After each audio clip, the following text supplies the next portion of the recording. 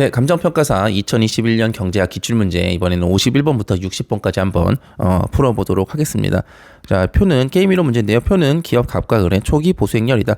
제도 변화 후 오염을 배출하는 을은 배출 1톤에서 2톤으로 증가할 때 갑에게 보상금 5를 지불하게 되어 보수행렬이 변화했다. 보수행렬 변화 전후에 관한 설명으로 옳은 것을 했으니까 일단은 변화 전에 보수행렬의 내시 규정부터 한번 구해보도록 하죠.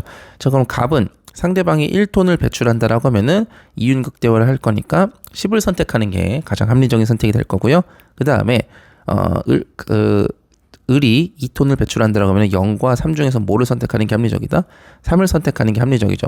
그 다음에 을 입장에서는 상대방이 조업 중단을 한다라고 하면은 1톤 배출과 2톤 배출 중에서는 2톤을 배출하는 게 이윤극대화가 될 거고요. 조업을 가동하면은 1톤 배출과 2톤 배출 중에서 여전히 2톤 배출하는 게 유리하겠죠. 자, 그러면은 변화 이전에는 제도 변화 이전에는 내시 균형이 조업 가동과 2톤 배출로 결정이 되겠네요. 자, 그러면 1번 초기 상태의 내시 균형은 조업 중단과 2톤 배출이다. 조업 중단과 2톤 배출은 여기 지점이죠. 근데 요건 아니기 때문에 틀렸고, 초기 상태에 갑과 을의 우월 전략은 없다라고 했는데 갑 같은 경우도 상대방이 1톤을 배출하든 2톤을 배출하든 무조건 조업을 가동하는 게 가장 이윤극대화가 되기 때문에 우월 전략이 존재하고요.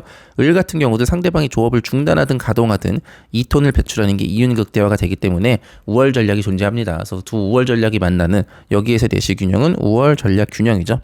자, 그 다음에 이번에는 보수행렬이 바뀌는 경우를 한번 그려볼게요. 여기다가 한번 옆에 그려보도록 하죠. 밑에다가 이렇게 한번 그려보시면 되고, 마찬가지로 조업 중단, 조업 가동, 그 다음에 1톤 배출, 2톤 배출 볼 건데 1톤 배출 시에는 제도 변화가 없죠. 0,4, 그 다음에 10,4가 되고요. 그 다음에 1톤에서 2톤으로 증가하면은 보상금 5를 지불하게 된대요. 그러면은 보상금 5를 지불해야 되니까 8톤의 이익이 있었는데 보상금 5를 지불하면은 3으로 줄어들겠죠. 5만큼 보상금을 지불해야 된다는 얘기고, 갑 같은 경우는 보상금을 받으니까 이윤이 5로 늘어나겠죠. 마찬가지로 조업 가동 시에도 8, 3으로 보수행렬이 바뀌겠죠. 그럼 이때는 똑같이 구해봅시다. 상대방이 1톤을 배출한다라고 하면은 조업을 가동하는 게 이윤극대화 선택이 될 거고요. 그 다음에 상대방이 2톤을 배출하면은 중단과 가동 중에서 여전히 가동하는 게 이윤극대화 결정이 되겠네요. 그 다음에 을 같은 경우는 상대방이 중단하면은 4와 3 중에서 이제는 뭐를 선택하는 게 이윤극대화다? 4. 1톤을 배출하는 게, 왜냐면 보상금을 줘야 되니까. 그 다음에 상대방이 가동을 하면은 4와 3 중에서 이제는 4를 선택하는 게 낫겠죠. 자, 3번. 제도 변화 후 갑의 우월 전략은 있으나 을의 우월 전략은 없다. 여전히 갑은 상대방이 1톤을 배출하던 2톤을 배출하던 가동하는 게 우월 전략이고요. 여기도 상대방이 중단하던 가동을 하던 1톤을 배출하는 게 우월 전략이 되죠. 그 다음에 틀렸고 4번. 제도 변화 후 갑과 을의 전체 보수는 감소했다라고 하는데, 전체 보수는 한번 봅시다. 지금 균형에서는 얼마가 돼요? 균형에서는 11이 되죠. 그 다음에 균형에서 전체 보수는 14가 되죠. 그렇죠. 그래서 제도 변화 후에 갑과 을의 전체 보수는 11에서 14로 증가했죠. 그래서 감소했다는 보기는 틀렸고요. 그 다음에 5번 제도 변화 후 오염 물질의 총 배출량은, 자, 이전에는 균형 지점이 2톤 배출이었어요. 그런데 보상금 제도를 실시하니까 전체 배출량이 1톤으로 줄었죠. 그래서 총 배출량은 감소했다. 이렇게 보시면 되겠습니다. 그래서 보수행렬로 푸는 문제는 반드시 다 맞추실 수 있게끔 하시면 좋겠고요. 그 다음에 52번 볼게요. 52번은 안 보셔도 됩니다. 굴절 수요 곡선 모형이라는 건데, 요거 이제 우리 시험에 그냥 한 번 이렇게 나오는 거고, 우리가 과정시장에서 굴절 수요 곡선 모형을 배우는데 제가 수업 시간에 이거 설명도 안 하죠. 그래서 이런 것들 그냥 한번 나오니까 이런 거 그냥 보고 넘어가시면 돼요. 대부분 이제 공부를 많이 안 하셨을 거고, 굴절 수요 곡선 모형까지 보실 필요는 없고 그냥 2021년에 한번 나오고 지나간 문제다라고 생각하시면 되겠고요. 그 다음에 53번 봅시다. 기업 갑과 을만 있는 상품 시장에서 두 기업이 꾸르노 모형에 따라 행동하는 경우 설명 중 옳은 것을 모두 고르시오 했네요. 생산 기술은 동일하다라고 했고요. 갑은 을이 생산량을 결정하면 그대로 유지될 것이라고 추측한다. 요건 이제 추측 변이에 관한 내용이죠. 추측 변이에 관한 내용인데, 갑 같은 경우는 이제 서로 꾸르노 모형 같은 경우는 두 기업이 모두 추종자의 상태에 있다라고 보기 때문에 Q 갑, 그 다음에 Q 을, 요게 이제 생산량에 관한 갑기업의 그 추측 변이가 되죠. 그래서 이건 추측의 주체가 누구예요? 추측의 주체는 갑이 되고 갑이 생산량을 변동했을 때 상대방인 을은 얼마나 변동할까라고 이제 갑이 자기의 전략을 세우기 전에 이제 고민을 하는 내용인 건데, 그럼 여기에서 꾸르노 추종자는 추측 변이가 0이라고 놓죠. 그렇죠? 그래서 수업 시간에 말씀드렸던 거고, 그래서 상대방은 독립적으로, 이제 꾸르노 모형에서는 두 기업이 독립적으로 행동한다라고 보기 때문에 상대방의 생산량이 주어진 것으로 온다, 뭐 이런 표현도 책에 나오죠. 그래서 내가 생산량을 조정한다 하더라도 상대방은 나한테 반응하지 않는 추종자 위치이기 때문에, 그래서 갑은 을이 생산량을 결정하면은 그대로 유지될 것이라고 추측한다라는 건 맞는 얘기죠. 나와 상관없이 쟤는 그냥 결정을 했기 때문에 내가 생산량을 늘리던 줄이던 상대방은 이미 결정해서 바뀌지 않을 거야 라는 게 추측 변이 0의 의미고요. 니은, 갑과 을은 생산량 결정에서 서로 협력하는 게 아니죠. 서로 협력하면 이건 담합입니다. 담합이 되는 거고, 담합 모형이 아니고 꾸르노 모형에서는 두 기업이 경쟁하는 상태라고 보기 때문에 틀린 보기가 되고요. 디귿, 갑과 을 두 기업이 완전한 담합을 이루는 경우 꾸르노 균형과의 결과는 동일한 게 아니라 달라지죠. 나는 이게 이제 동질 가정을 하면은, 꾸르노 모형이라면은 완전 경쟁 시장 생산량을 1로 뒀을 때 꾸르노 모형은 각 기업이 3분의 1, 3분의 1씩 만들어서 3분의 2가 생산된다라고 보고요. 완전한 담합을 이루는 경우는 독점 기업처럼 행동하기 때문에 이때는 완전 경쟁 시장 생산량 대비 2분의 1만큼 생산하게 되죠. 그래서 당연히 다를 거고요. 리을, 추가로 기업이 시장에 진입하는 경우 균형 가격은 한계 비용에 접근한다. 그 이제 독점이나 과점 시장의 문제는 완전 경쟁 시장 대비 가격은 높고 생산량은 적다라는 겁니다. 근데 이제 경쟁이 많아질수록 완전 경쟁 시장에 가까워지기 때문에 가격도 완전 경쟁 시장만큼 떨어질 거고요. 그래서 공급량도 늘어나겠죠. 그래서 정답은 기억 리을 보시면 되겠고요. 그 다음에 역선택에 관한 설명으로 옳은 것은 했네요. 1번, 동일한 조건과 보험료로 구성된 치아보험에 치아 건강 상태가 좋은 계층이 더 가입하려는 경향이 없죠. 오히려 치아 건강 상태가 안 좋은 사람이 어떻게든 그걸 숨기고, 정보비대증이 발생한 거죠. 어떻게든 그걸 숨기고 이제 뭐 가입한 다음에 보험료를 타려고 하는, 이제 그런 게 역선택의 문제죠. 그 다음에 2번, 역선택은 정보가 비대칭적인 중고차 시장이죠. 그 다음에 3번, 역선택 방지를 위해 통신사는 소비자별로 다른 요금을 부과한다라고 했는데, 다른 요금을 부과하는 건 역선택이랑은 상관이 없죠. 그냥 자기가 필요한 만큼 선택하는 거기 때문에. 4번, 의료보험의 기초공제제도는 대표적인 역선택 방지 수단이 아니라 요거는 그 거래 발생 이후에 도덕적 해이를 막기 위한 거죠. 그래서 이제 의료보험의 기초공제라는 거는 그런 거잖아요. 저도 뭐 잘 모르지만 그 병원을 갔을 때 기본적으로 자기가 부담해야 되는 금액이 있죠. 돈을 아예 안 내진 않죠. 근데 이제 그거를 설정을 안 해버리면은, 아예 의료보험에서 전액 보장을 해주면은 너도 나도 병원에 가죠. 그냥 기침 한 번만 해도 병원 가고 손가락이 조금만 아파도 병원에 가겠죠. 그런데 요 기초보장, 그러니까 네가 내야 되는 금액, 환자가 기본적으로 내야 되는 금액을 올려놓으면은 그 금액이 부담돼서라도 웬만해서 아프면 잘 안 갑니다. 그래서 이제 지금도 논의되고 있는 뭐 그런 거죠. 요걸 좀 높여야 된다. 본인 부담을 높여야지 뭐 건보 재정이 뭐 유지된다, 뭐 그런 얘기도 논의도 하고 있는 거 생각해 보시면 되겠고요. 5번, 품질 표시 제도는 역선택을 방지하기 위한 수단이다. 이제 역선택이라는 거는 정보가 없기 때문에 제대로 된 제품을 고르지 못할 수 있는 그런 문제잖아요. 그러니까 그렇기 때문에 품질 표시 제도를 하는 거죠. 내가 이 차에 대해서 얼마만큼 품질이 자신 있고, 요거 무슨 네이버 상품 페이지 같은 데 보면 책임물 보험 가입, 그래서 요거 쓰다가 문제 생기면 내가 보험에서 얼마만큼 보장도 해준다, 그리고 나라에서 인증도 받았다, 그런 식으로 품질 표시 제도를 하면은 정보가 없는 측이 이 제품은 믿을 만한 제품이구나 라고 살 수 있겠죠. 그래서 품질 표시 제도는 역선택을 방지하기 위한 수단이 맞죠. 그 다음에 55번, 순수 공공재에 관한 설명으로 옳지 않은 것은, 공공재는 사용재와 다르게, 일반적인 사적재화와 다르게 비배제성과 비경합성이 있었죠.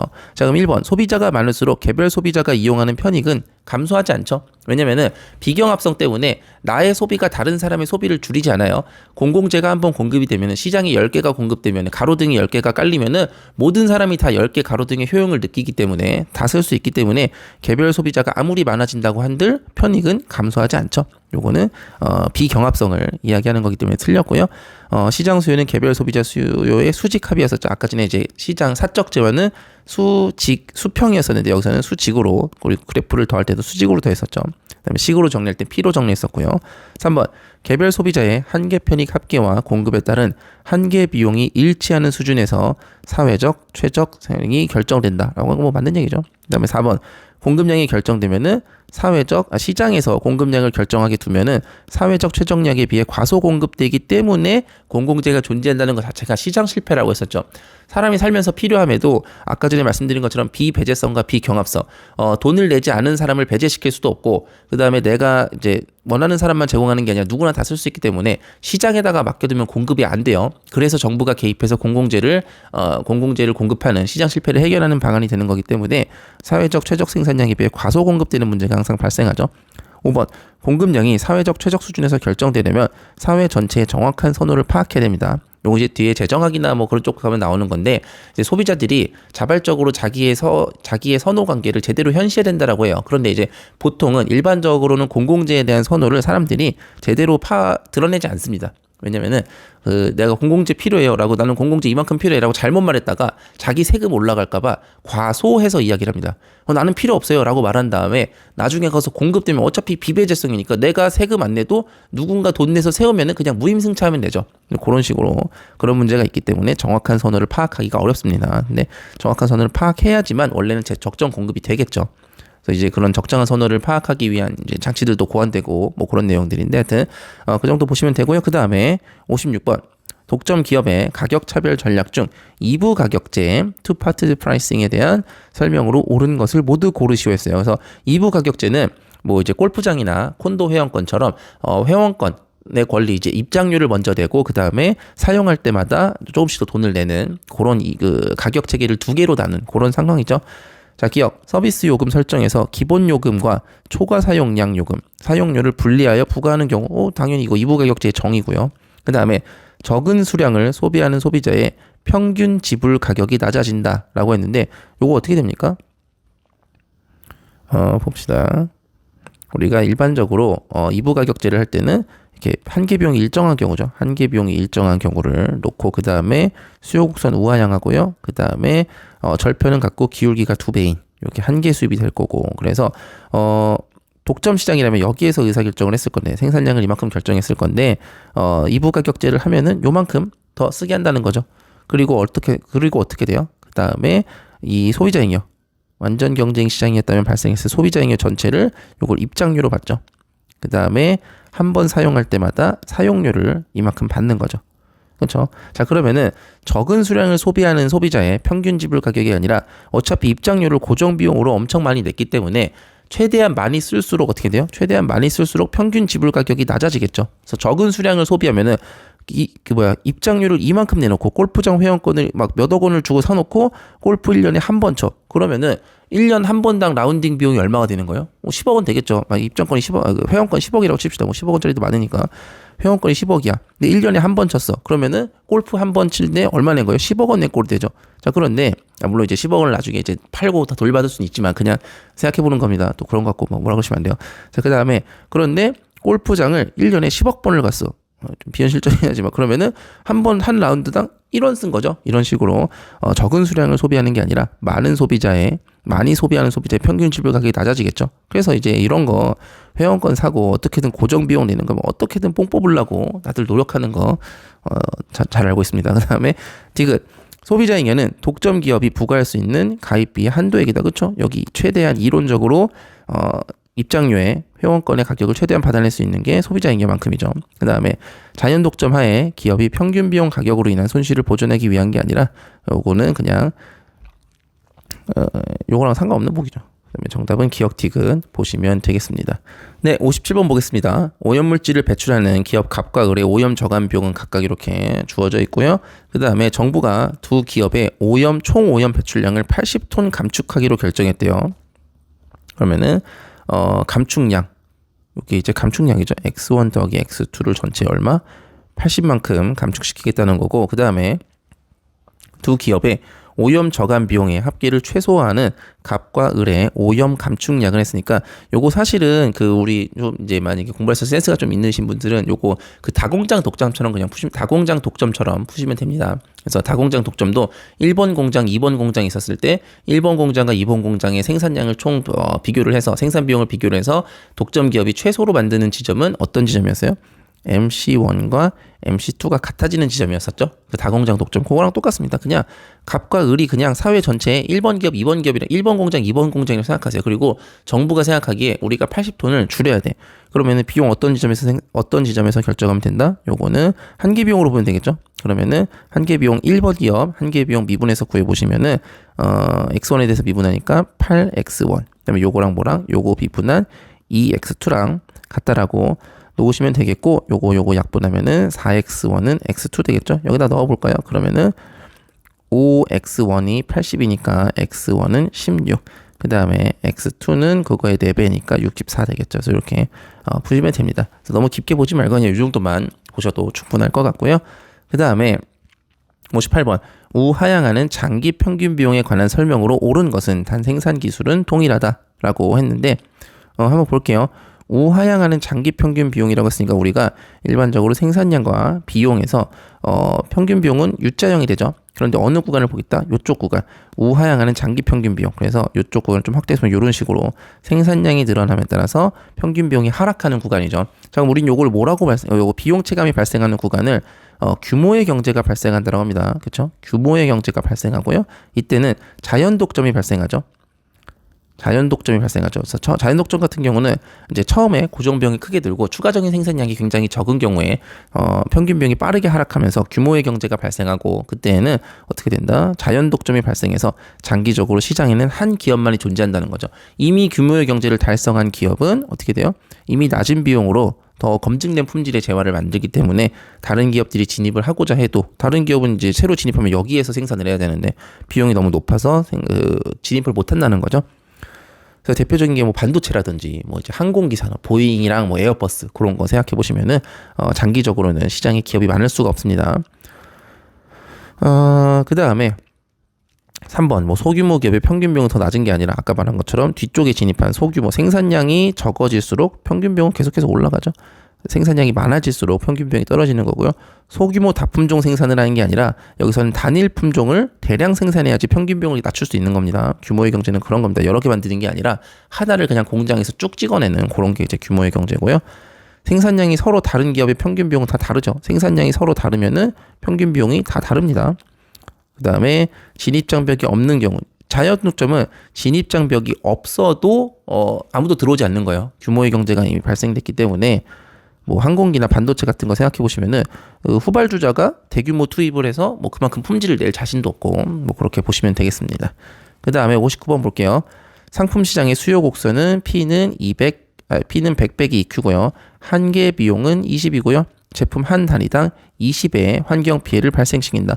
완전 경쟁 시장 하에서 사회적 최적 수준 생산량과 사회 후생의 순손실은 했으니까 한번 보도록 하죠. 요건 이제 외부성이 발생하는 경우인데 그래프 한번 그리면서 이야기를 해볼게요. 보시면 일단 한계 비용은 10이라고 했고요. 한계 비용은 20. 그래서 여기다 20. 그 다음에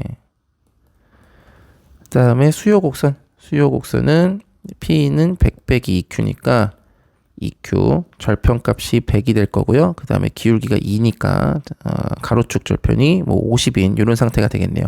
그래서 시장에다가 그냥 맡겨두면은 얼마만큼 생산이 되고 있어요. 요거 두 개 연립해 보면 되겠죠. 여기다가 20 넣으면은 80 EQ, Q는 40 요만큼 생산하고 있었네요. 그런데 사실은 요거 하나 만들 때마다 20의 환경 피해를 추가적으로 발생시킨다는 거죠. 그럼 사실 여기 PMC는 사실 뭐였던 거예요? 요거는 PMC, 프라이빗 마지널 코스트가 20이었던 거고 추가적으로 발생하는 익스터널 마지널 코스트가 20이죠. 그럼 요거 두 개를 더한 SMC, 사회적으로는 사실 비용이 얼마만큼 발생하고 있었다? 40만큼 발생하고 있었다는 얘기죠. 요거는 PMC, 그 다음에 SMC, 사회적인 비용은 40이니까 사회적인 최적 수준에서 생산량은 얼마가 돼야 돼요? 요거 이제 수요곡선에 연립하면 되죠. 수요곡선 40은 100 빼기 EQ가 될 거고 60은 EQ가 되니까 생산량이 30이 될 거다. 이렇게 보시면 되겠어요. 그래서 사회적 최적 수준의 생산량은 일단 30으로 구하시면 되겠고, 이때 사회후생의 순손실은 구하라고 했는데 제가 수업 시간에 순손실 어떻게 구하겠냐면 여기가 시장에 맡겨놨을 때 지점, 여기가 사회적인 최적점이죠. 그래서 우리가 요거 두 개를 연결한 다음에 그 다음에 삼각형을 어디까지 가면 된다? 삼각형으로 나오니까 이렇게 그린 다음에 삼각형을 어디까지? 여기까지, 소셜까지 가는 걸로 이야기했었죠. 그래서 사회적으로 최적점, 시장에 맡겨놨을 때점 연결한 다음에 삼각형을 어디까지 가져가면 된다? 소셜 곡선까지 가져가면은 후생 손실이 발생할 거다. 후생 손실 찾을 수 있다라고 했었고, 이 삼각형의 면적만 구해주시면 됩니다. 그럼 여기 어차피 40이 될 테니까 이 삼각형은 밑변이 10이고요. 높이가 20이죠. 20이니까 10 곱하기 20, 그다음에 나누기 2 해주면은 후생 손실 면적은 100이 되겠죠. 그래서 요거 이제 공부할 때는 공부하시는 거지만 우리가 시험장에서 빠르게 풀 때는 시장에다 맡겨놨을 때 사회적 최적점 찾은 다음에 소셜까지 그리면은 사회 후생 손실이 나올 것이다. 이렇게 보시면 되겠습니다. 그 다음에 60번 볼게요. 기업 갑의 생산함수는 Q는 2는 L 0.5이며 Q의 가격은 4고요. P는 4고요. 그 다음에 노동의 가격은 0.25이다. 이윤을 극대화하는 갑의 노동 투입량과 균형 산출량은 했으니까, 그 다음에 모든 시장은 완전 경쟁적이다라고 했으니까, 자, 완전 경쟁 시장에다가 노동이랑 노동의 가격 이런 거 나오고 하면 제가 못 쓰라고 했어요. 우리가 주로 나오는 식이 한계 비용은 임금 나누기 MPL. 요거는 우리가 요소 시장에서도 증명했던 내용인데, 요거는 여기저기 나오니까 그냥 요 공식은 이제 증명하는 거는 수업 시간에 한번 보면 되고, 그 다음에 문제를 풀 때는 요 식을 바로 쓰자고 했었죠. 그 다음에 산출물 시장도 완전 경제이기 때문에 P는 MC까지 성립을 하죠. 그럼 요거를 정리를 해보면은 가격은 4원, 그쵸? 그 다음에 임금은 0.25, 그 다음에 MPL 이렇게 찾아주면 되죠. 그러면은 노동의 한계 생산물을 넘기면은 0.25 나누기 4가 되니까 얼마가 돼요? 요거 4분의 1에 4분의 1 곱한 거니까 이게 얼마? 16분의 1이 되겠죠. 자, 그러면 여기서 한계 생산물만 계산해 주면 되죠. 한계 생산물은 여기 보시면 Q는 2N에 0.5니까 MPL은 요거 미분을 하면은 L에 대해서 미분하면은 2분의 1 내려올 거고요. 그 다음에 어차피 2 있었고, 그 다음에 마이너스 0.5분의 L이 될 테니까 이렇게 되겠죠. 그럼 요거 약분하면은 루트 L분의 1이 될 거다. 요게 뭐와 같으면 된다? 여기 16분의 1이 되면 된다. 그럼 노동 투입량은 얼마? 16이 될 거고. 16이 아니죠. 죄송합니다. 계산을 잘못했네요. 루트 L이 16이니까 16을 제곱하면은 노동 투입량은 256이 되겠죠. 그 다음에 그래서 노동 투입량은 256이 돼야 되고요. 균형 산출량은 여기다가 256 어디에 넣으면 돼요? 여기다 넣으면 되죠. 여기다 넣으면은 Q는 2 곱하기 루트 256이 되니까 16에다 2 곱하면 32 되죠. 그래서 정답은 요건데 요거는 교수님이 루트를 잘못 계산하셨는지 정답이 없는 문제로 출제된 거기 때문에 한번 계산만 해보시면 될 것 같습니다. 그래서 요 공식은 자주 나오니까 꼭 외우자고 했던 거 다시 한번 꼭 체크해 놓으시면 좋을 것 같고요. 잠깐 쉬었다가 또 10문제 풀어보도록 하겠습니다.